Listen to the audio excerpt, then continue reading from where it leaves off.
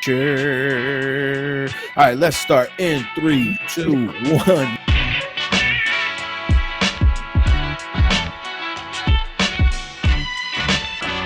Yes, sir. You know the fucking vibes. NYCFC Forever. Damn, I forgot the name of the podcast. NYCFC Forever Podcast is back with another episode. Been that long. The whole gang is back together. Finally, we are the world. We are the future. Sanchez, welcome back. Listen to my friend. Yo, it's so nice to be here. The three of us in this space, right? Just the three of us. We make it. Try. You can make it if you try. You and I. So the world has changed completely since the last time the three of us have been together, bro. Apparently, we're all illegal immigrants now. Yo, yeah.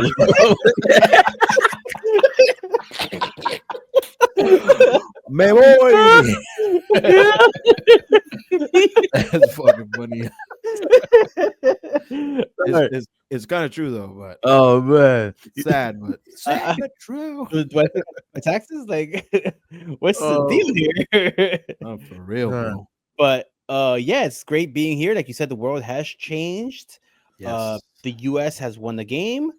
Yes, they have. In the New York City Football Club has lost the game to the worst team in the East. Wow. So not much has changed. Yeah, exactly.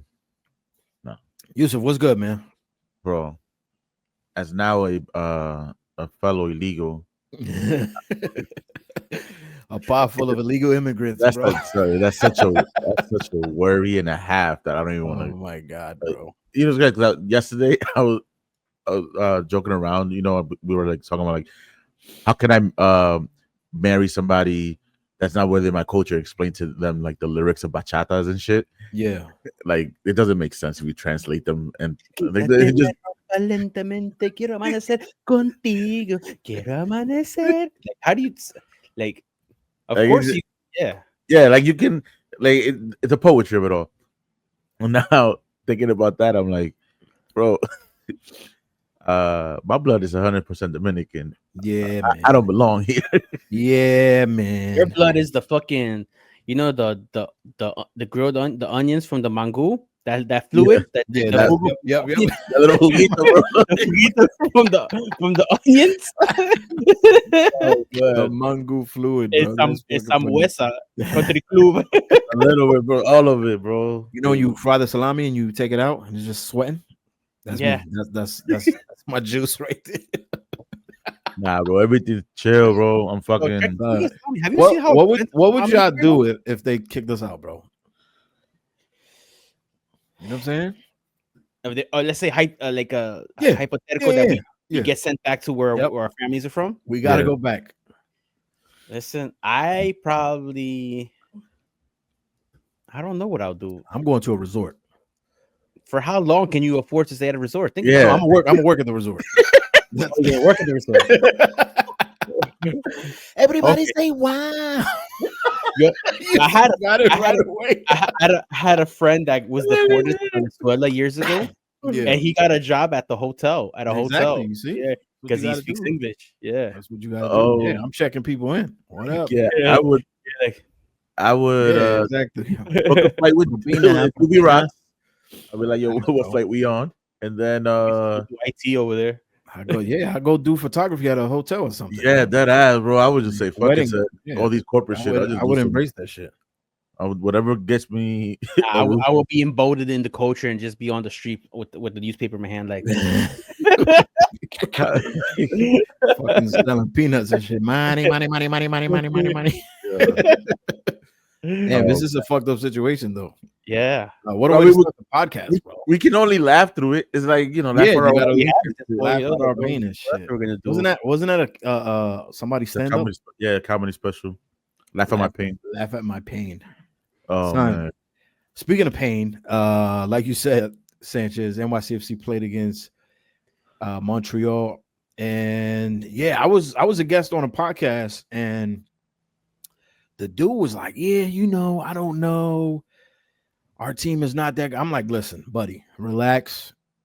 Y'all got this. Like, y'all good, bro. Really? Yeah. That's what, really? I told him. I said, What's the name of the podcast so people could go listen to that? Round Ball. The ball is round. It's a Montreal Club de Foot podcast. Yeah, and I was a guest on there. And then I just told him straight up, like, we're missing key pieces. I understand y'all have 10 players out. We're missing pieces as well, and our team is hit or miss. Plus, we were missing our coach. Like, there's a lot of factors here, man. A lot of different things. Y'all want to just jump straight into it, or y'all want to talk? Speaking of the missing coach, right? Mm. Mehdi Bellucci took over the reins. Let's start with that. Hell yeah. Which, if anybody knows about Mehdi Bellucci's past, this was very cool for me to see this, because for those who don't know, Mehdi Bellucci came to this country as a refugee. Oh. And early part of his playing career, he wasn't able to play the games in Canada. When he was with the Red Bulls, and I forget what other team he was before that, he wasn't able to play Montreal or Toronto. So now that his first ever game as a coach, even if it was just like a substitute appearance, stand-in, is in another country, is in Canada, the country where during his playing career he wasn't able to go to. He wasn't able to play and shit. Yeah, that's pretty cool. Like, the immigration system. Yeah, a full circle moment, because he had like a refugee status or whatever the case may have been. Yeah, so that was pretty cool. On that note alone, I was like, oh, that's pretty special. That for him on a personal level, I bet his mom, who we would see at games, you could still probably find his mom at games to this day. That's probably cool for them to see. And now this was his first time coaching any first team, correct? Yeah, like on a match like this. Yes. Yeah. No, I'm not sure if he's coached anywhere else. Is this the first time he's ever coached any team? That's what I was thinking that. I don't think he's coached anywhere. I don't think he's coached the twos. Yeah, he wasn't a head coach for the twos. No. Yeah. Correct. No, so that was Pinkerton. I was always forget how to say his name. Pinkerton. Pinkerton. Yeah. So this is the first time as a head coach, which a lot of people feel and believe that he could be ready for a head coaching position either with us or somewhere else. Damn. So, we'll see. But if we go by recent results, he ain't going nowhere for a long time. I'm not sure about that. Yo, how y'all feeling about Jansen leaving though? With well, not leaving, but leaving for family issues. We've seen this before, and it's the same thing I said on the pod that I was a guest on. Was we seen this once before where a coach had family issues, and then he ends up coaching Nice. I feel like the reaction from Scott Richardson's tweet from the team kind of told you everybody has PTSD about hearing news that your coach randomly just leaves for personal reasons to Europe. Yeah. So go ahead. He tweeted out about it before the team said anything, and the team was like probably trying to be careful with it, because the moment that everybody saw that, I think everybody felt the same way, where it's just like, hold up. Nah, yeah. I mean, like, that was my immediate reaction too. It's that time of the year where you're like, teams might be picking up a coach because it's also transfer window type thing. So the problem is that since it's personal reasons or whatever, you just don't know what the personal reasons is. So it's easy to speculate the worst. But I was listening to Roberto Abramovich and Glenn Crooks' podcast, The Sick Pod, and they usually drop, I think, like Thursdays or Fridays, and they had audio clips from Mehdi Bellucci's press conference for the game, where he said that Jansen was fully a part of the team's preparations for the games. Like, I remember you tweeted, or not tweeted, but you had texted us that the lineup. That he was picking up the lineup. He was every day communication. He was involved with everything. So the question they also had was like Crooks and Abramovich said that it could be possible that if he's that involved during the week leading up to the game, that he might be watching the game in real time, and then on halftime or during the game be giving game notes. That's true. You know, Yeah. so with if let's just go by and say that all that stuff is true about he's involved and everything. It kind of takes off a little bit of the nervousness that he's dipping. You know what I mean? Yeah.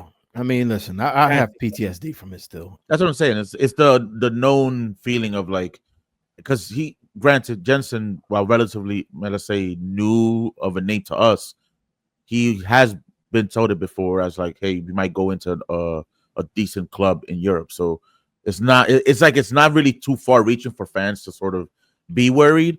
But at least we kind of like the fact that you did go out there, you got involved, all that. It kind of I wanted to ask you guys, there's more of not necessarily NYCFC related, but with all of this, we've seen a lot of like coaches over the years sort of have like touchline bans or have to like not be there. What have been like a quick like funny one that of like how they had to manage, because you know how you see them go and get the AirPod. Yeah. Like I don't know if you saw one recently where apparently they went to like the roof of the stadium to that was in was that in USL? Something, it was like some low league, and I'm like, yo, managers will go to like the ends of the earth just to still like manage the game. A funny one that I saw was the coach. I don't remember what club it was, but the coach was outside of the stadium. Like it was one of those small stadiums where you could kind of see inside, and he was out there basically coaching, but he wasn't even coaching to nobody. He was just out there just coaching. Like he's just there, just like just telling them to move and shit. Ain't nobody listening to you. I think man, I think I saw one where like there might have been like one of those hills type shit. Yeah. Like my man is on the hill. My favorite shit though, for real, is when Fergie be at the games for Manchester United. I know he's not coaching; he's been retired for years. But it's just like when United fucks up, and then they just pan the camera at Fergie, and he's just like all the time. Yeah. All the time. I tell Sanchez this all the time. That shadow looms way too long, like wide, long, however you want to call it, man. Like Arsene Wenger did it properly. He left the club and he said, I'm out. He said, I'm out to FIFA. I'm just gonna go ruin the sport another way. Come on, dog. That's my man's yo. Okay. Yeah, that shit was funny, man. But listeners, y'all should comment down below what y'all think, if Jansen's staying, if he's coming back. Are you guys nervous? I'm nervous. Listen.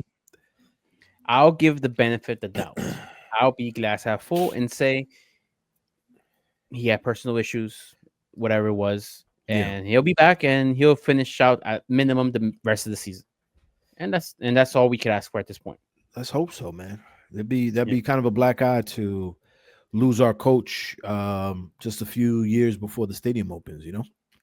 Be scrambling out there. Especially after a season and a half before the fucking stadium is supposed to be opening. Yeah, man. This game was crazy. Y'all want to get into the lineup? That was one of the things they asked me too on the pod, what I thought the lineup was. And I was like, how can I tell you? The coach has never coached before. I don't know what he sees, what he wants to do, what he wants to get into. So as we put it up, how close was it to your prediction then? It was pretty much the same. I said we'll probably see more of what we saw the last game, just because this is basically the best of what we got. That's all we got. So yeah, and I told him that our right side is a lot weaker than our left side, but it seems that Bellucci did something very interesting. No, I read it wrong. I thought Hack was playing the right side of the center back, but he's still on the left side. But yeah, go ahead. Let's get into the lineup. All right, so the lineup is as follows: we have Romero making another starting goal, which was expected. Burke Risa, Justin Hack, Martins, and Tana Slevic playing the right back position. We'll get to that in a second. Yeah. Tana Slevic. We got Maxi Morales and Andres Perea in the midfield with Hannes Wolf on the left, Fernandez and Ojeda, with everybody's favorite, Moncef Bakura up top. You have to call him Yousef Ricart. Yousef Ricart up top, bro. You probably would have had the same fucking result if you would have They played. go hold you, bro. Real, bro. I feel like Ricard's right foot and my right foot get the same production. That's right. Yeah. Your left foot and his right foot. Yousef Ricart. Jesus And if you Christ. know Yousef well, you know what I mean about this left foot. Well, no, it is the right foot. That's what I'm saying. The right foot. Oh, is the right one? Yeah. Right. Oh man, any surprises on this one? A little bit with the defense. You know, they got Tana Slevich playing right back with Taylon Gray on the bench, and Burke Reese playing the left side with Kevin O'Toole on the bench. I think you hit us up when the game started. You had like hit us up. You're like, "Oh, he's going defensive," and it was like it's kind of telling of where our status is. If he's going like kind of this sort of, hey, hold out the fort from minute one. From minute one, is Fernandez playing the 10? So am I seeing that right, or was that just how? Does anybody play the 10 anymore? I mean, we kind of. He was sliding into that role like a lot. So him and Maxi were kind of doing this. They all were doing this. So it's kind of like everybody was taking up each other's spaces every so often. Maxi still was trying to sit back a little bit more, but I feel like I beat a dead horse every time I talk about Fernandez. Yeah, there's not a position where I've seen him where I'm impressed by his anything. Like he either hides or he just doesn't play well enough to cover to that position. I did notice that Maxi Morales was playing a lot deeper this game, which is, I guess, good because this is one of those games where I know he was all over the what's it called, that the heat map, whatever that he had, like, but I felt like just because he was all over the field, that man has lost a step. Like he's not young. Correct. We know this. Does the team know this? Does David Lee know that? I don't think David Lee knows this. You know, like, has he not gotten like that information in the analytics? No. Man's 38. And for him to be putting all that work in means he's going to get tired. Yeah. I feel like he's like a backseat after every match is just doing on some like NFL hits shit where he's just getting pumped up with whatever kind of new age medicine that got created just to last another week, bro. Because there has to be like a weekly check-in with somebody from the team and like, so how you feeling? Because he's there playing almost 90 minutes. Yeah, man. He's basically the heartbeat of the team, bro. Yeah, he played 90 minutes this game, didn't he? Yep. I don't think he got subbed out.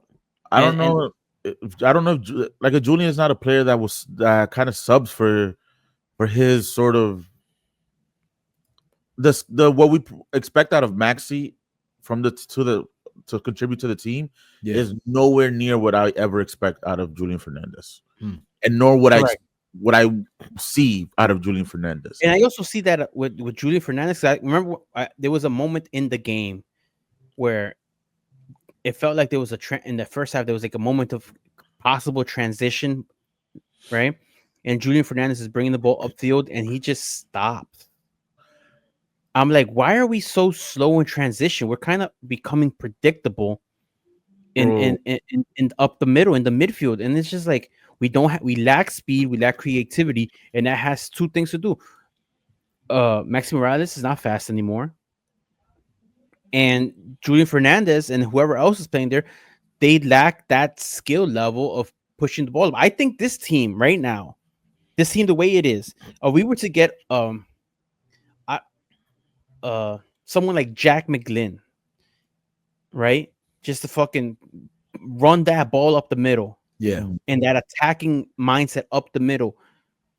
I think we would be a lot better. We don't have that. Yeah, we don't have that. If Maxi don't have the legs to do that. Maxi don't have the legs to it. And Maxi is good in all other aspects of like passing the ball, distributing, holding the ball. Great. But I feel like this team has the capabilities of being of like a running gun. Yeah, a little bit of running gun. You know, you know, And like You somebody feel like he slows the game down too much, right? he has to slow it. Because he's slowing it down to his pace. And That's then what the issue is. maybe on the mental side, that makes the wingers or whatever also slow down. And then when he does, and that's why you always feel like, oh, why aren't you making the runs? Because they know the ball's probably not going to go there. You know, it's funny because when you said that, it triggered a memory. Like, because I think Hans in this particular match was doing what you wanted, what you're saying Maxi can't do, or at least he was attempting to do it here and there. And in the second half, he had one of those runs, not necessarily up the middle, but he's driving up the ball. And Fernandez, not to go back to Fernandez fully, but like Fernandez is making a run on that right hand side, and he just stops it. And it's almost, and he has to force the ball to up the middle, and the play dies because you could tell that then like Fernandez is just not going to continue that run, so he's never going to get to the ball the way sort of Ojeda was doing in the first half. Because for all of Ojeda's sort of downside, he was at least making that run constantly. Yeah, it's Maxi. We start having. Do we ask the question? I think so. Is the countdown now fully started? And then how long till it's hard to say, like, is he done with us? Yeah, but I also feel like this team needs another option. There needs a little bit something different up the middle. And it's maybe Maxi can still do it, right?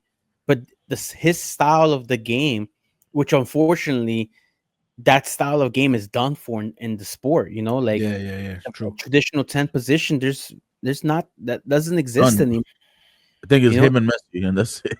Right now in the league, probably, you know. Lucho, MLS has like typically like traditional 10s still, but that's also going away. Like, and this guy and Jansen's not going to play that style because in Europe that style has been gone. So his stuff is what. Man, it's gonna be hard to say goodbye, but I think that he gets benched sooner rather than later. But for who? For whoever can provide the almost just youthful energy that is required just to move the ball. I feel like the team. I would say, well, I mean, Wolf starts, but I mean, I would switch Wolf out. I think Wolf in the middle, yeah. Okay, let's bring the child in. Let's go with this, because I kind of also like the way they kind of set him up with Maxi playing deeper, right? He turns into Pirlo. You know, but now the problem with that is that you become a little bit a defensive liability. You know what I'm saying? Because then you can't cover the same. Because then you'll mandatory the other defensive midfielder with you, whether it be Perea, whether it be Hack, whether it be the young kid Johnny Shore. You need someone there who's going to run, who's going to be solid defensively, right? And it kind of puts a hole for Keane Parks, because let's say you go with Wolf in the middle up front. I think I like him a little bit more than Keane Parks. Yeah, because then you have Fernandez and Ojeda on the both left and right. Now we have no bench. Yeah. For the whole left and right, the only bench player of note that we would have is probably Keane Parks, who would probably come in for Maxi Morales to boost up that style of play. You know, and I know, like, statistic wise, with Keane Parks on the field, we're a much better team, and you can clearly tell that when he's on, he's off, we miss him. But if that's what's gonna have to take right now to sort of maybe develop a player that, because Wolf is our joint leading scorer, so it's like, and we need to figure out how to sort of like unlock his skill, because I know we love to hype everybody up on the team, but he is probably, his skill set or skill level is above most of the people that are on the field right now, with maybe with the exception of 2 or 3. Like, so if we can unlock that by having him in the middle, then do it. You can then fuck it. Kean can go somewhere else, and we moved around But that's the at thing, least like while he recovers. Because what that, happened when Malachi comes back?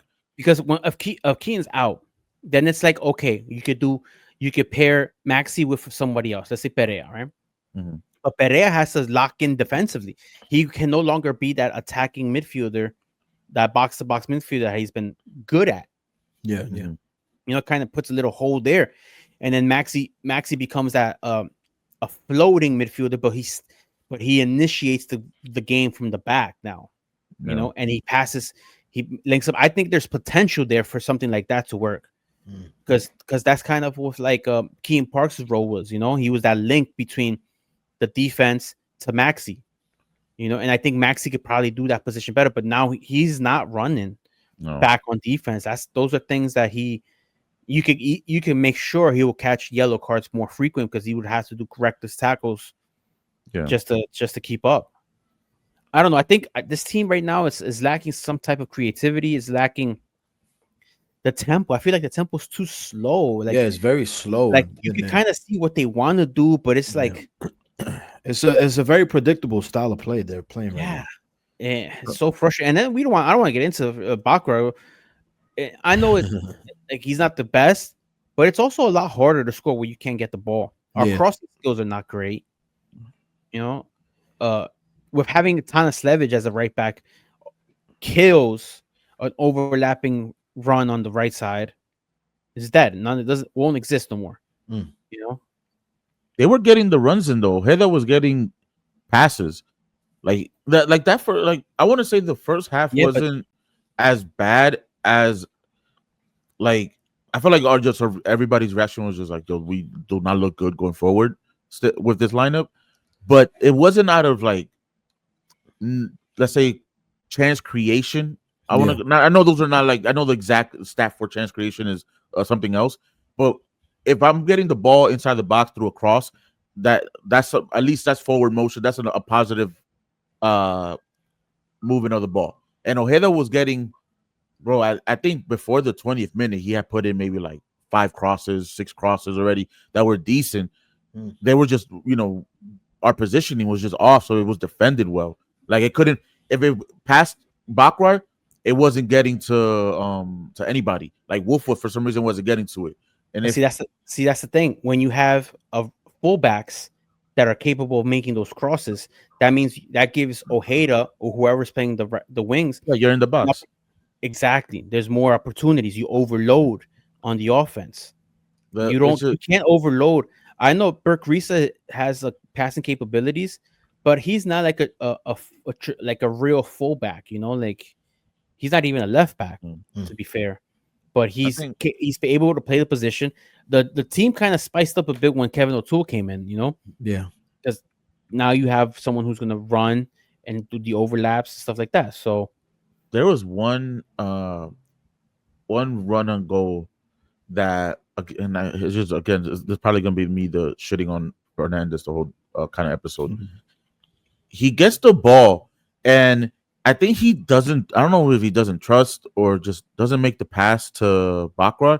He gets the pass to Wolf, and I don't know if it's out of fear that he couldn't maybe play the ball correctly because you know how he is. He definitely prefers one foot over the other. But it was just like you could tell, like, yeah, you probably should have passed it to Bakra there, and you pass it to Wolf. Now Wolf has to take. Granted, he takes a decent shot, but it's deflected, and Bakra ends up actually with good spacing in front of goal. Like, do you still trust Bakra though to finish in those situations? Because it's not like we haven't seen him in front of goal like that anyway. So it's like, even like he's getting chances, but I don't think we've still scored, and that sucks to say. Like, nah, it's bro, it's been like that for even since last season. You know, he struggles as a forward that scores. There's a reason why he doesn't start. You know what I mean? It's like, I don't know. And maybe he lost the starting spot, right? Yeah. To the goal scorer who scored against the Team USA tonight. You know, Alonso Martinez. But it's crazy that even like they don't even, it feels like sometimes the team doesn't even trust him. Bro, how can you? You know, you are starting striker and you lost your position. We can't trust you to do your job. You guys have mentioned that the lineup was more defensive. The 22nd minute, 23rd minute, Burke Risa, you know, the Montreal player comes up to Burke Risa. He cuts left, has a nice fucking shot. It gets blocked off and no one clears it, leaving, what's this dude's name? Latour? The goal scorer. Yeah, Latour. He ends up with a fucking incredible shot, and it goes in. But like, what's going on there? Where, you know, the ball can't even be cleared. This shit. You know what I'm saying? It's just like, is it mental? Like, what are your thoughts on that goal that just happened? So I wanna give him a benefit of the doubt because he's obviously filling in the position. But the dude is technically an international player, and played somewhere before this, if I remember correctly. Who exactly are you talking about? Romero. Okay. The goalkeeper who took over. Yeah, Romero. I don't know. Again, I'm trying to give him the benefit of that because he hasn't been there like in those situations for too long. But there were a couple plays before that I was just like, yo, dude, like you look kind of iffy. Just even like distributing the ball, like organizing the line, where you were punching the balls after deflections, like, or like where you're deflecting the ball to. And that was kind of like one of those where it was just like, how the dude, I feel like he had like an open shot. Like there was really no one in front of him. Like, how are you not able to position yourself enough to not get beat on that? So are you saying the goal scored was because of his mistake on his clearance? No, I think it was just everything on that from the goal itself going in was his mistake. The deflection wasn't, because I think it was just a scramble on, I think, off a corner or off a set piece. But like that goal, like if you're scoring from outside the box like that and it's on a bouncer, you're getting tucked in far post. Yeah. And you should be able to see that or make a better play at that. Make a better play at it. Yeah. I mean, he had the first block, but like no one else cleared the ball after that. It was just like, it just literally just rolled out of the box. And basically it was like a kickball pitch. Just gave this dude the ball and he did what he did with it and shit, but it's like, I don't know. I feel like I faulted the defense on this one as opposed to Romero. I mean, it's a good point that you brought up with Romero, but I don't know, Sanchez. What do you think? Didn't Romero ask El Salvador not to play? Yeah, because he wanted to make starts for NYCFC, MLS starts. It's been a few years since he's had an MLS start. Mm-hmm. Because I believe he did come into the league at a young age, like at 19 from LAFC, I believe, right? I want to say, yeah. Yeah, we got him from Toronto, I believe. Yeah. Yeah, but he started in LAFC. He was actually, from LA. He was a Philadelphia Union, actually. Philadelphia Union. Go all the way back. That's our farm system. Yeah, Philly Union. Right? That is our farm system, bro. Listen, we were watching the game a little earlier about the USA Costa Rica game. We both said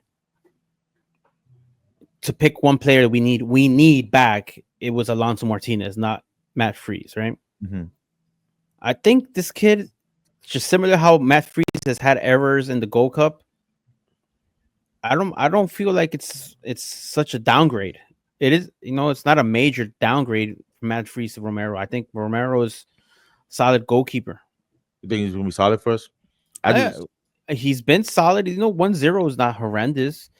The week prior, he had like a crazy moment against Atlanta, but besides that, he did all right. I thought he did great against Atlanta. So he just had one of those. He had like a little Ryan Mara moment.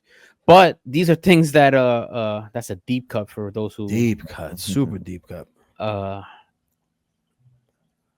He just needs to get more playing time. Yeah, but I think that that just comes with the with the territory. Like, Yeah. if you're not playing, you're gonna be rusty. You know Exactly. what I'm saying? Like, so exactly. So I feel like I think we're gonna be in good hands. We're gonna be okay with Romero.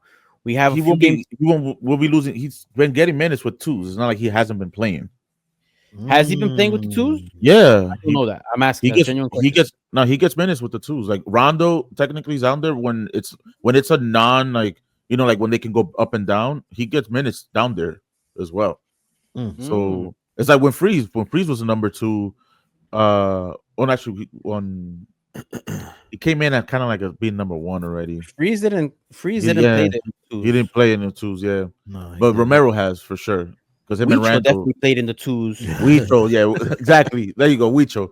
So like when Huicho would be number 20, we just randomly see him at NYCFC 2 matches. So it's just like that. Around Romero gets play time. Because you got to be ready. Either way, being down 1-0, I think it was like the 26th minute or something like that. 23rd minute. There's a lot of game left. Yeah. There is no reason. Like everybody, I would listen to Blue Balls. I listened to Abramovich and Glenn Crooks. Excuse me. And they're all saying we should win this game. Nah, we 100% should have won this game. You know, so this team is ass, bro. Like, for real. Yeah. They're in last place in the East for a reason. Well, they haven't won a home game all season at all. Like, they got, the last home game they won? Which one? Was against us last year on decision day. Wait, bro. You know, trash. And the last time they won a game was against us. Yeah, they had 3 games when they won this year, bro. We have 2 of them. They did the double on us. Yeah, they did the double on us, and they beat Houston, I think was the other team. They're the worst team almost in the league. Yeah. You said they were missing players. So not only are they the worst team, yeah, they had 10 players out, and I think they had 7 starters out. You know what player wasn't missing? Out. And when I saw him when the players were lining up, number 6, the dude with the tuck, the dude with the tuck jersey. Yeah.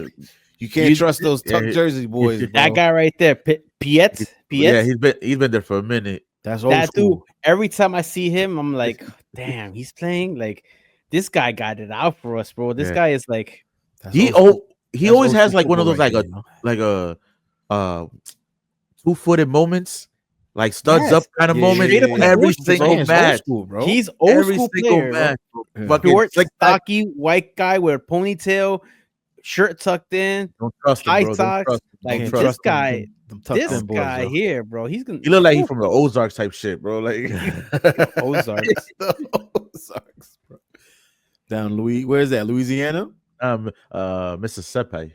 The Ozarks isn't that Missouri? Misery, yes. Sorry, Misery.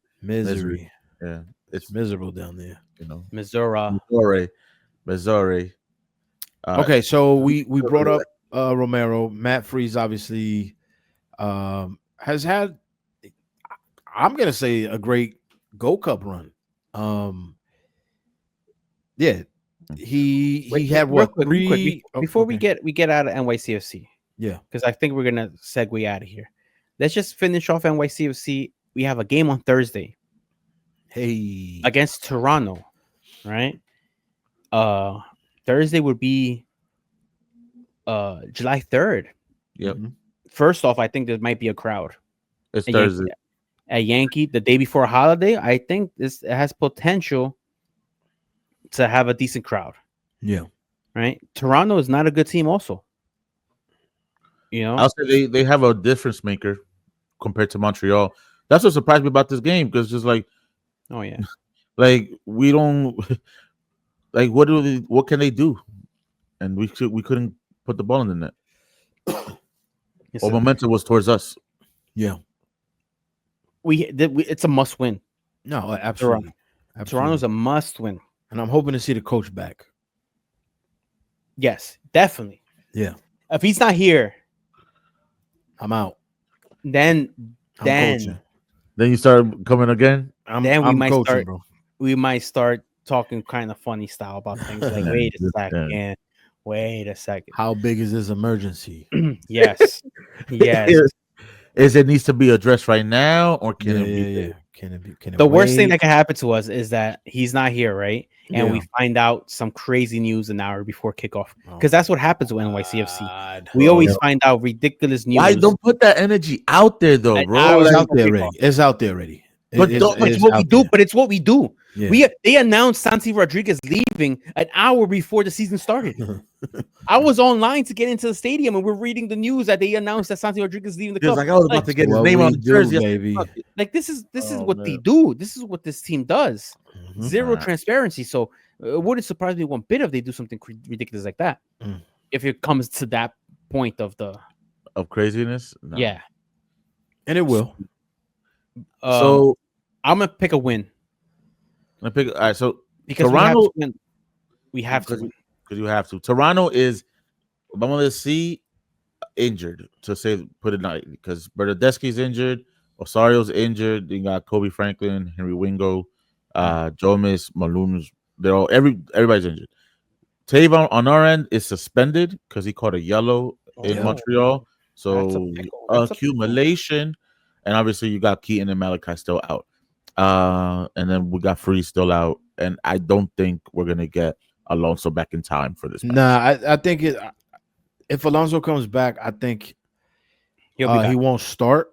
He'll be back, but I think he'll come off the bench. You think he starts, bro? Starting, bro. I feel like it's one of those things where he's gonna be like, "Oh, I need rest." Yeah, I just played 4 games. Bro, LAFC lost the Club World Cup, and it had a game 4 days later, and everybody played. All right. I mean, that's you ever say like that's their prerogative, you know? Though they have Olivier Giroud literally just cashing a check right now. Well, not anymore on the bench. That team can do whatever the fuck it wants. Apparently, we can't not anymore. He left. Yeah, he's going to Lille. What? I didn't hear that. Crazy. Yeah, the mutually agreed to terminate the contract. He was going to play his last game this weekend, and as a goodbye or whatever, and then he's going to Lille, off to Lille. Y'all know I was slow with the Club World Cup. I didn't know it was free until like last week. Y'all was making fun of me on the chat and shit. But anyway, are you planning a move and seeking a reliable, veteran-owned company to handle your belongings with care? Well, look no further than Tri-State Marines Moving. Founded by a Marine veteran, Christian and his platoon bring discipline, commitment, and the strength of the core to every job. Whether you're relocating your home or office, need packing and storage solutions, junk removal, or even power washing and Mother Nature cleanups, they got you covered. Serving the tri-state area with pride and professionalism, they ensure a seamless and stress-free moving experience. Listen, I'm not just reading the advertisement here. I actually used these guys a couple months ago and everything turned out great. Everything was placed where we wanted. The best part was nothing was broken. So trust the strength of the Marines for your next move. All their info is found on Instagram, which is at TMM_914. Also, tell them Boop sent you. Tri-State Marines Moving for all your moving needs. Really, people didn't go watch that game anyway, so yeah, so good. Listen, let's talk about Matt Freese playing the in the Gold Cup and the Club World Gold Cup and the Club Gold World Cup, World Gold Cup, World Gold Cup, Club World Gold Cup, the world's famous World Cup. He I think he's been fine. We no. Fine is not the right word. We just finished watching a masterclass at penalty stopping. Yeah, he stopped 3 of them. Yeah, stopped 3 of them and got a hand on the 4th one. Yeah, right. He's man of the match performance. Did he get man of the match? I believe so. He did. Yeah, nice. You go to penalties all that shit that Landon Donovan was talking about last week or the week before. All that shit. Get him out. He should be benched. Blah, blah, blah, blah, blah. Listen, the guy overtook the starting position for the men's U.S. national team. Yeah. He keeps playing as well. He keeps playing minutes with NYCFC. Yeah. We might see this fool in the World Cup next year. Yeah, starting. Yeah, I'm starting. He has a lot of things to work on. Yep. Still to become a better player, but he's definitely on his way to securing a position as a starter. The biggest takeaway. One sec, sorry, Yousef. The biggest takeaway is that Matt Turner's not playing. He's not getting starts in wherever the hell whatever club he's at right now. He's not starting. So, I would rather take the person who's playing week in, week out. You know what I mean? So go ahead, Yousef. No, it's crazy because as you say that, I start thinking Matt Turner's an FA Cup champion that plays no minutes. Yeah. Well, technically, he played the first 3 rounds of the FA Cup against people that make coffee and sandwiches on the side. Nah, one of I forgot Crystal Palace run, but Crystal Palace. Just being facetious.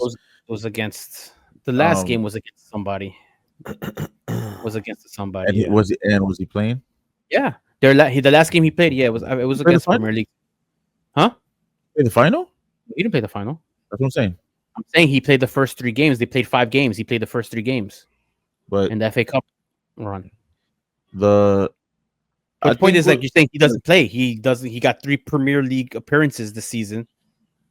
He was supposed to go to. I'm saying Lyon. He's not playing enough. He's not playing in nowhere near He's enough. not playing. Yeah, he's not even getting a sniff. He's not even getting a. They don't even print jerseys for him because he's not playing. Yeah, he needs to go somewhere else where I understand it's cool to be playing in Europe, but he'll be playing in Europe, all right. Yeah, it's gonna be a different side of Europe. You got to play, bro.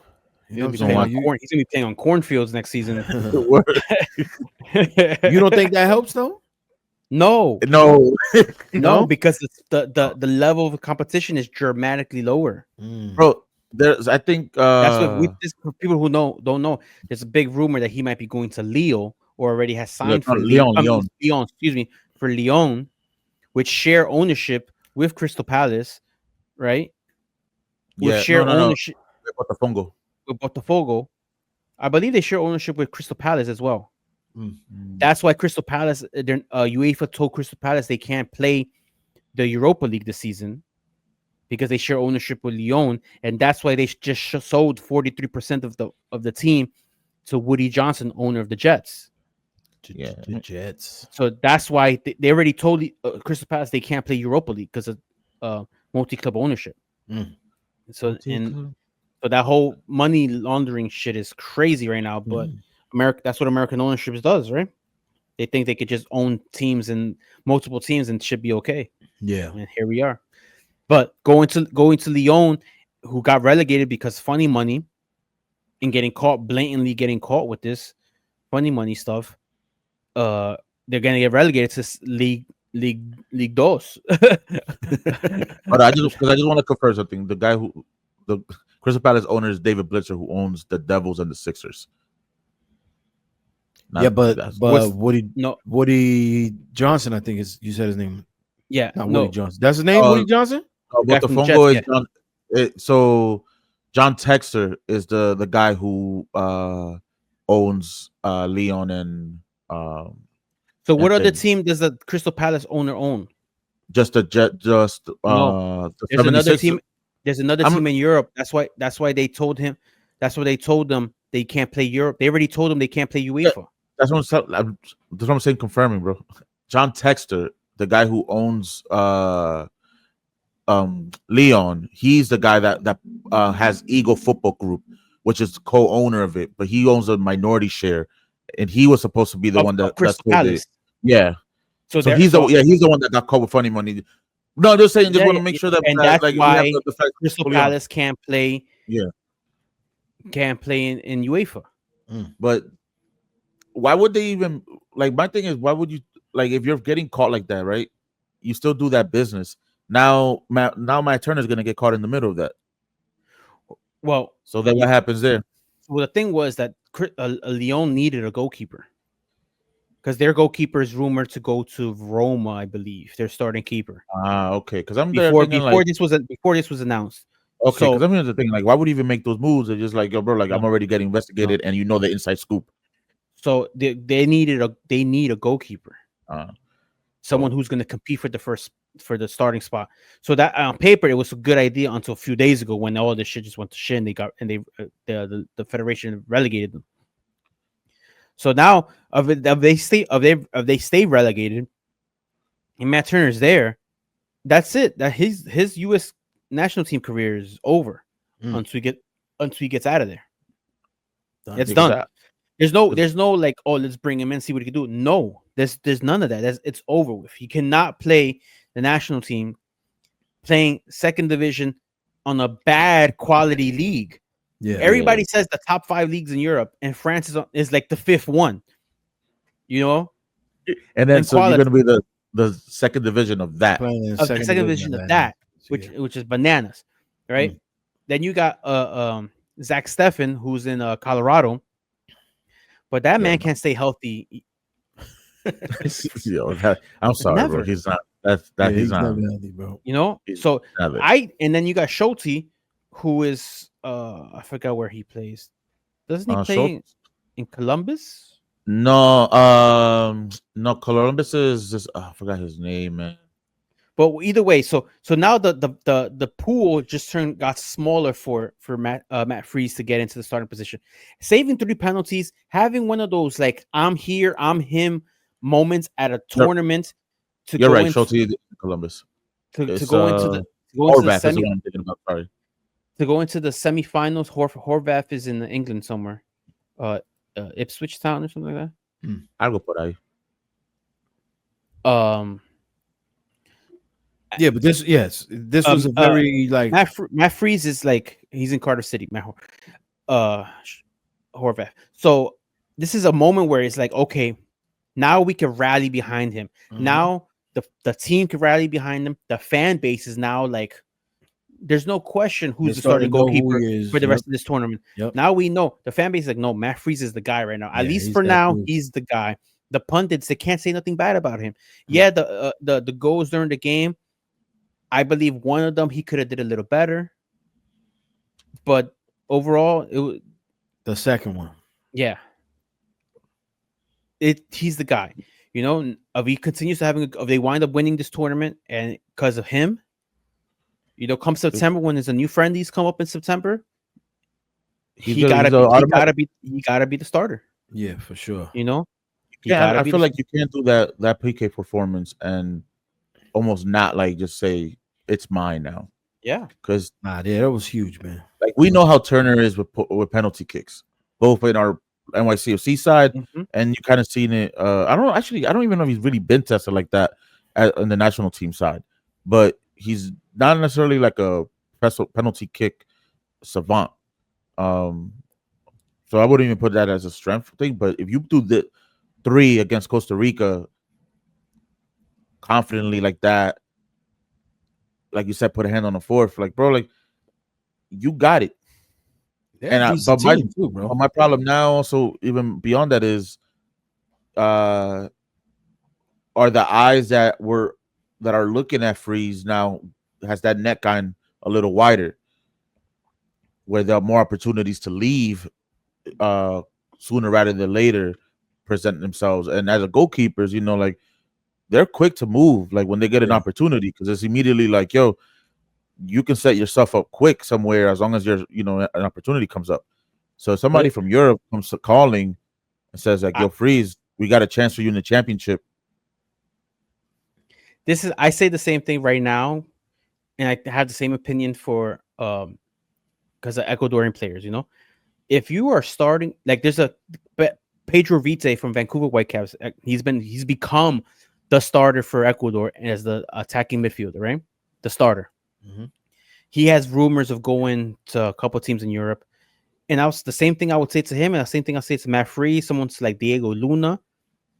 You cannot, with less than a year to the World Cup, you cannot risk playing minutes, losing playing minutes. You know, you just can't. I'm sorry, like you gotta put the moves on hold for at least 1 year. Make the transfer next summer. You know? Yeah, after the World Cup. Yeah, but stay in the league, keep playing minutes, keep doing what you're doing. And I think someone like Matt Freese, where I'm considering next summer sooner than rather than later. Like next summer to me is still soon. Like for me, NYCFC related would be like stadium opening will be the later. After World Cup to me is the sooner. Yeah, because if he has a standout club, these players are like someone like Diego Luna is looking for. It might get a move this summer. Someone like Jack McGlynn could get a move this summer. If not, they'll get the move in January.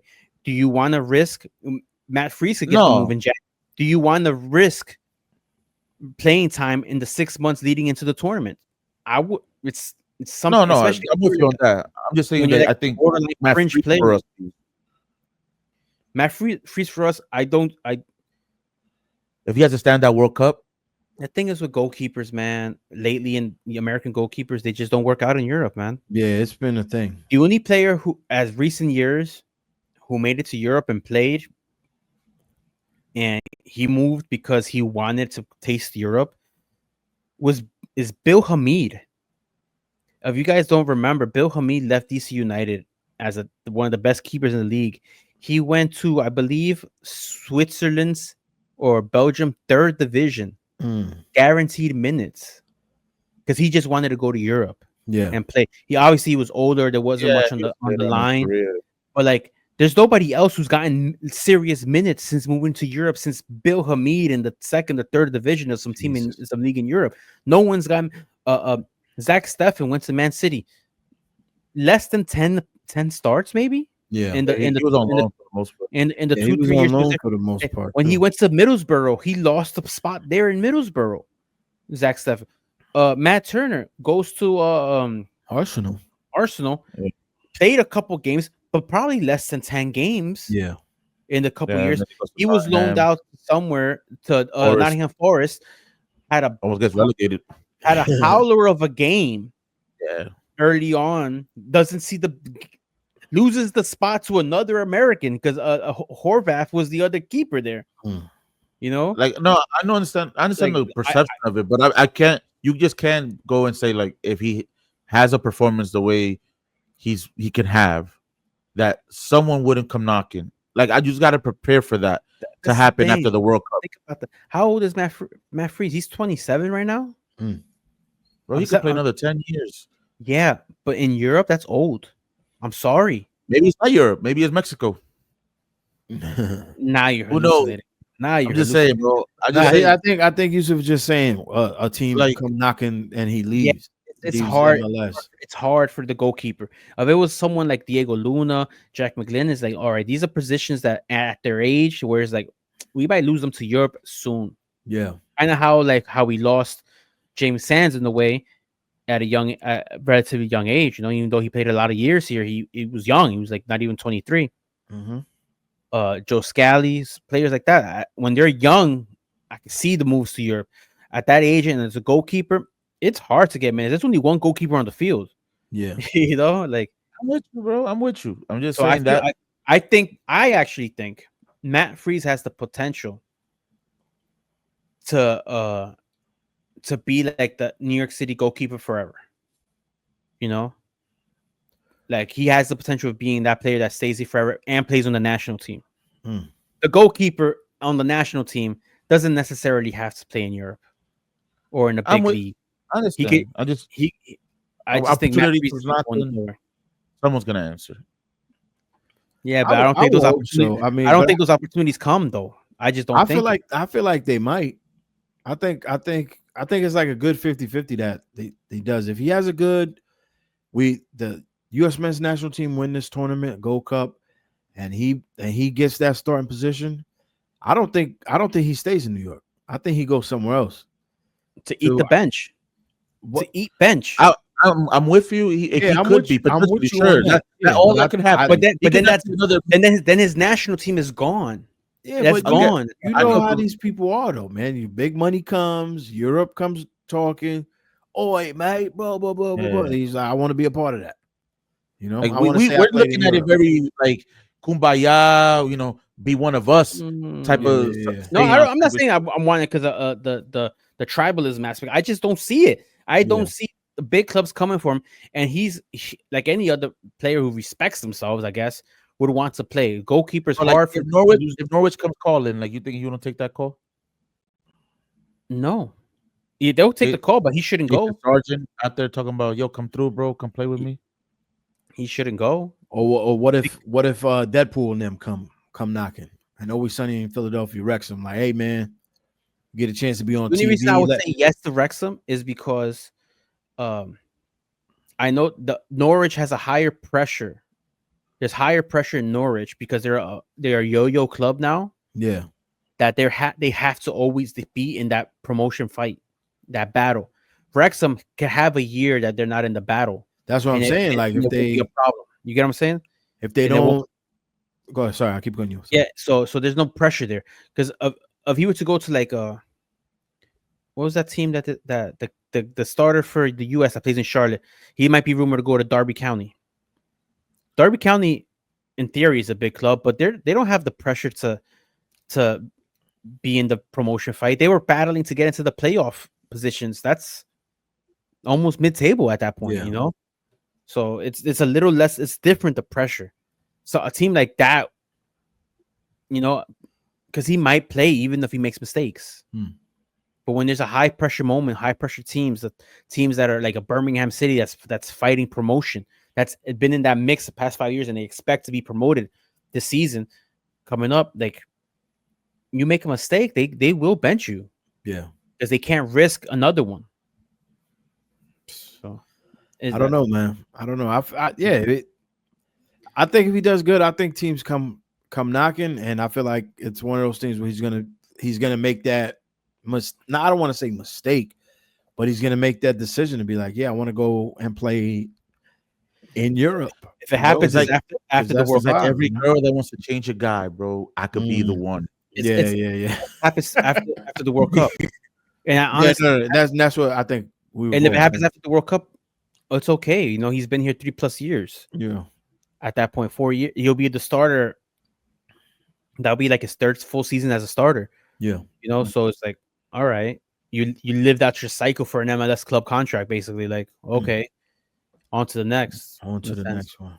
You know, but with the U.S. now has to face, I don't want to say a tough Guatemalan team, but a team that's on is riding the vibes train right now. Yeah, not for real.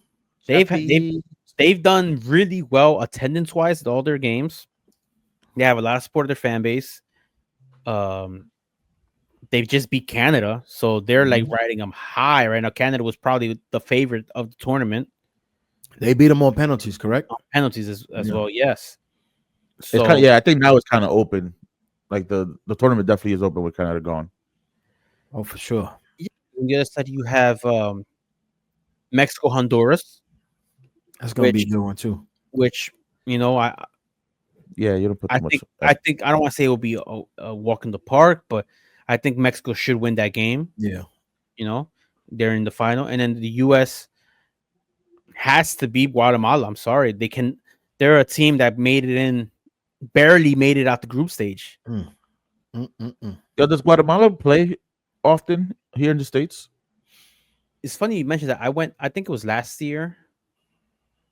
March. It was Ecuador versus Guatemala at Rebel Arena. Okay. That's the one we went to? And that when No, we went to Italy. No, we went to Ecuador, Italy. Yes. Yeah. Isn't that the game you lost your phone? No, that was Ecuador, Bolivia. Okay. Yeah, at Rebel Arena. Fuckers. So Ecuador, Guatemala. Full house, Guatemala. Whole house. But do they make the trip up? The friendlies they do play, I believe they do a lot of them like in the southern, below the Mason-Dixon, you know, like DC, in Texas, Houston area, maybe in LA. They play to those crowds more. Okay. There was a US World Cup qualifier at Rebel Arena 1 year where the fans were basically outvoiced by the opposing team. Was that it was Costa Rica? It was Costa Rica? Okay. That's the one that basically got them unqualified because I was everybody. Right before the Tobago game. Fucking Bruce talking about that he complained as to like the ticket allotment and everything. Yeah. He's like, this should have been in Columbus. I thought it was Guatemala. But anyway, man, I'm hoping Freese has a great rest of the tournament. Hopefully we see Martinez back on Thursday for the next home match at Yankee Stadium against Toronto. Are you guys gonna go? You guys gonna be there? Yes, sir. I guess Toronto. Yeah. Yes, I'm gonna be debauchery time because the next day is a free day. Nice. Really? Celebrate the country that I immigrated to, bro. Like, It's true. With fine American cuisine, hot dogs and burgers. That's all of it. You know, chefs. What other American cuisine can you say is good? Barbecue.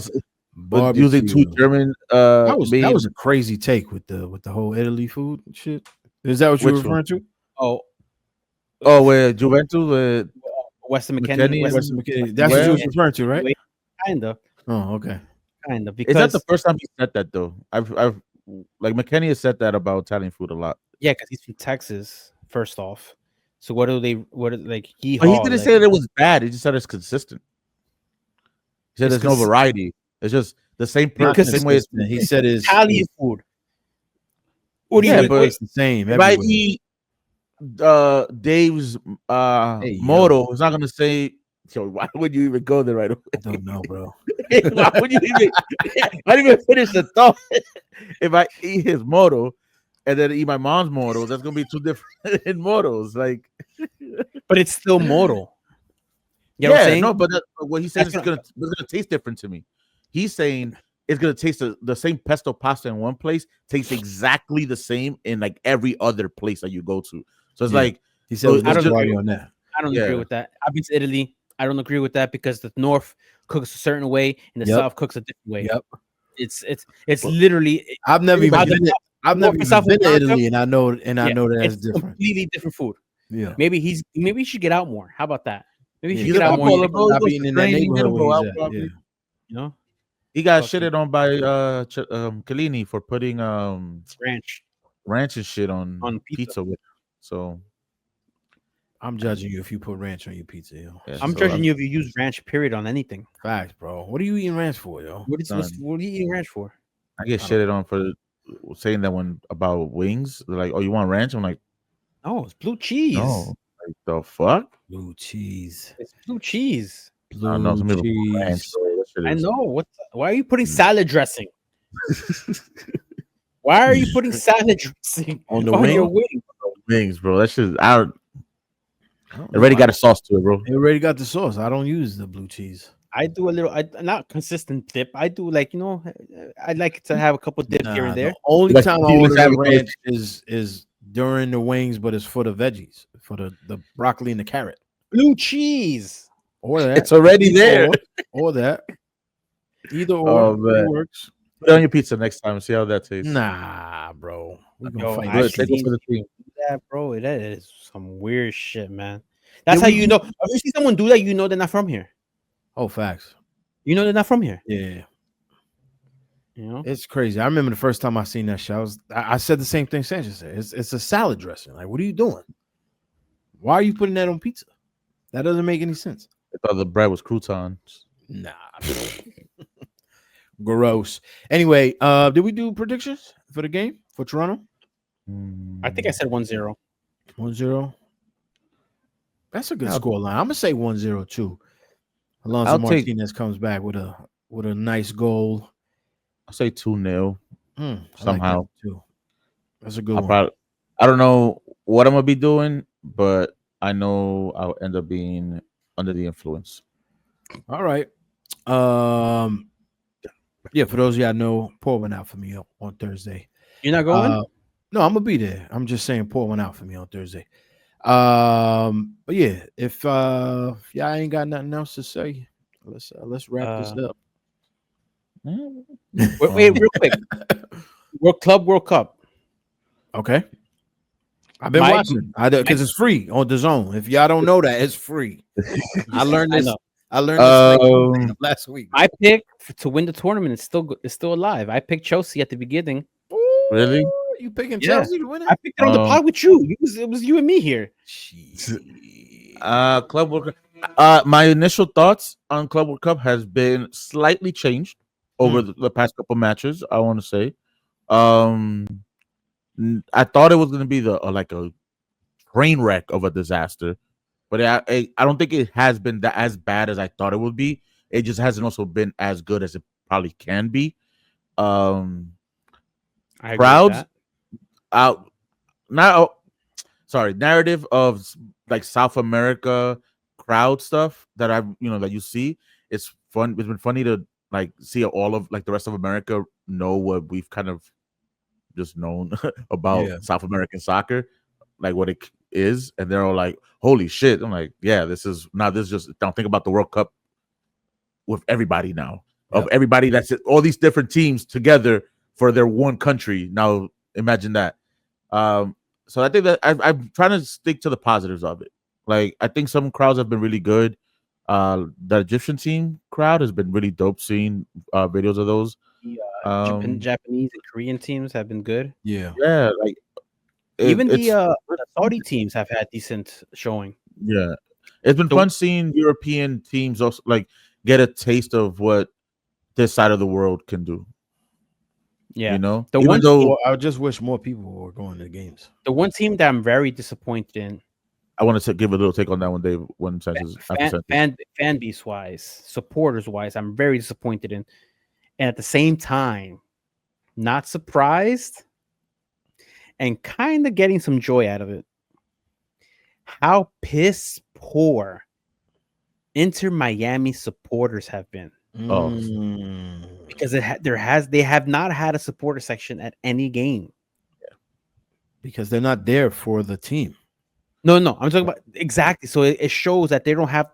Where are their supporters? Everybody who's sitting around the stadium with the Messi jerseys on, they're just Messi fanboys. Yeah, and Inter Miami like bandwagoners, right? Where are their supporters? I've been to their games in Miami a couple of times. I've seen their supporters. You say what you want. They are there and they're making noise. Where have they been for the Club World Cup? It's crazy because it's so bad. Like, why are you like? You're the home team. You're fucking Infantino's pick of choice. You have all the rigness going your way. Yeah, word. And to their, I want to maybe their one not credit, but like the one thing to them is since the Club World Cup isn't doing like I don't know how the other teams are doing it, but there really isn't a supporter designated section in the tickets. So they're like you have to just buy wherever tickets are, and I think people are just combining themselves. I mean, like, hey, we're gonna be here, but they're like mad that they didn't have allotments. So I don't know if they're trying to like protest something or whatever, but they really haven't been showing up, and you're in your own country. Like, yeah, kind of sad. Because I kind of argued that because LAFC had a supporter sections. Like when they played Chelsea, they had a supporter section. Look at that. So how do they organize? They probably organized it like within themselves. Yeah, that Atlanta crowd with Chelsea was atrocious. I'm sorry, that one was horrible show. Which something I was been told by somebody at work that Atlanta Stadium depends on certain areas has horrible sightlines. Even though you can see that from the game when you're watching it on TV. You can't. The benches block the near the near line, the near out of bounds. The near side. He was on the other side of the on one of the ends, like by the goal ends. If you sit far back enough, you can't see because they have like a little like section and be like from where the wall drops to the actual field, you don't see almost the entire line there as well. If you like sit in like the right kind of right/wrong section. So a lot of people have been complaining about the field. Jude Bellingham complained about the field. Harry Kane has mentioned something. Yeah. There's also talking about they're hating on the rain delays, the weather delays. Yeah, Enzo. It's funny because I guess it doesn't thunder in England. No, it just rains, thunder and lightning. It just rains. And then here in America, they stop games. We get actual storms and shit. Yeah, and having the games at 2 p.m. are not helping. Nah. At noon, at 4 o'clock. Like, why are the games so early in the day? The Qatar World Cup, the local time, the games were like at 5, 7, 5, 8, 11 o'clock at night. The game was starting. The game I went to, USA Wales, started at 11 o'clock at night. My dad did not believe me when I said that's the start time. I was like, that's the start time. It starts on one day, ends on the next day. I think they're pandering to Europe. That's why. Because if the match is at 2 o'clock over here, that's what 6, 7, 8 o'clock in Europe. Yeah, that's literally what they're doing. So that's why they're doing that. They're pandering to Europe. But the reason they gave us that the Qatar games were starting late was because of the heat. You get what I'm saying? Probably, yeah. No, Qatar is also passed. Doesn't matter. They said the start times because of the heat. So now you have the heat here, which is probably, bro. probably whatever excuse they have is just bullshit. I would say the heat here is worse than Qatar because there's no humidity in Qatar. You know, that's why they played indoors. Where they played indoors? Play them just indoors, then play that shit in all the cover stadiums that the country has. Well, there's 3 of them. I think they're being used for the World Cup next summer: the SoFi, Atlanta, and Dallas. But then there's a whole bunch of other games. Bro, it gets hot as fuck in Mexico City too. So in the tip of summer, when in the elevation, that's just gonna be a scorcher to fucking be in that stadium. Nah, facts. That's like, for sure. Yeah, the game shouldn't be. The game should not just. Don't put the games at 12 o'clock in the afternoon.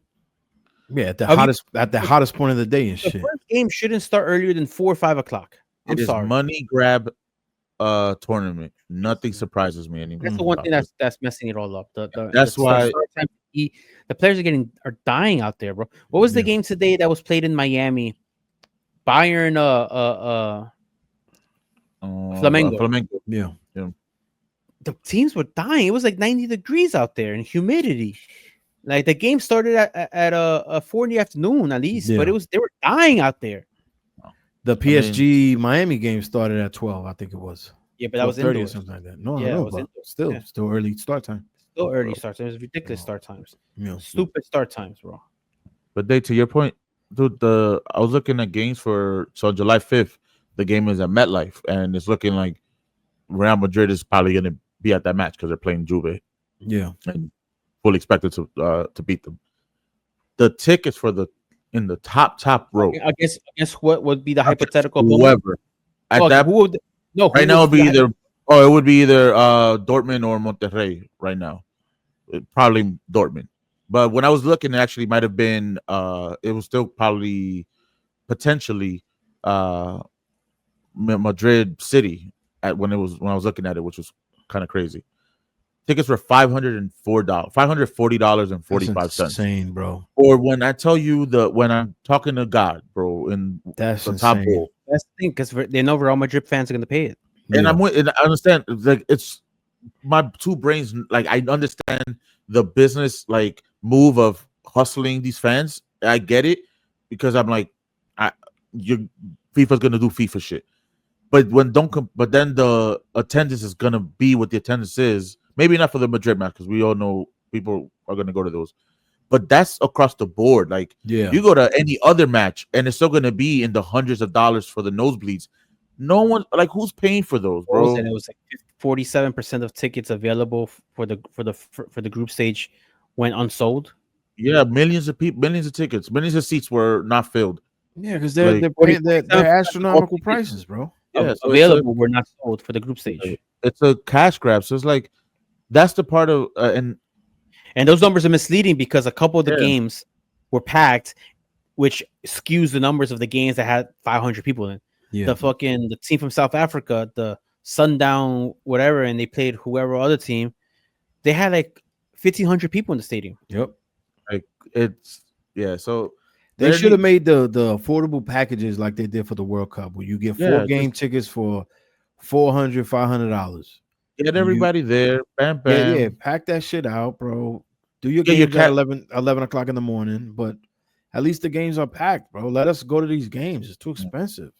Like, I'm not, bro, to travel, you're gonna think about it, you have to travel to the spots. Like, it's crazy. I could only imagine how much money the fans that are traveling to see, like, Palmeiras or whatever, like, how much money they're spending, like, from not only their flights from Brazil to here, then all around the country, and then you're essentially buying last minute tickets, not knowing exactly what city your team is gonna be playing, and then you got lodging on top of that. Like, son, money is being spent.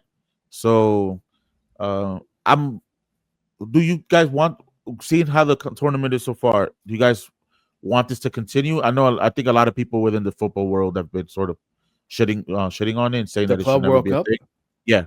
No, I don't think it's. I think this should just be a one and done, because like Sanchez said in the group chat, it's at the point now where it's just the European teams. Because come on, Palmeiras really winning this tournament, bro? Like, it's just a glorified Champions League. That's all it is. You know, it's a cool concept, but like, but this existed I feel like technically. I understand it, but nobody was watching it. Is the thing. Exactly. And it's like you can't force people to watch this shit because what makes it's difficult, bro, because supporter culture for football, for soccer is different than any sport. You know what I'm saying? Like, okay, fine, you have teams like in Miami where they're gonna go watch Messi play. Sure, you might have PSG fans, you might have Chelsea fans, but the smaller teams that only sit 25,000 at their home stadium, they're not going to be the ones traveling there, bro. Oh no, you know what I'm saying? Like, and that like I don't understand how you can pack or put these games in these 80,000 seat stadiums, 60,000 seat stadiums when the fans are not going to be able to travel like that. You know, this is not the World Cup, bro. Like, this is, you know what I'm saying? It's different, and I feel like they're trying to make it like that. It's just. It's not there yet. Yeah, that's what I'm saying. It's not there yet. Not there yet. But you think it is? What do you mean? It will be. It could be. I think it could be. I think if it definitely moves around the world, like a cup does, right? Where it's not like let's run this back every time in US, where it's actually like, hey, the next Club World Cup is being held in X whatever.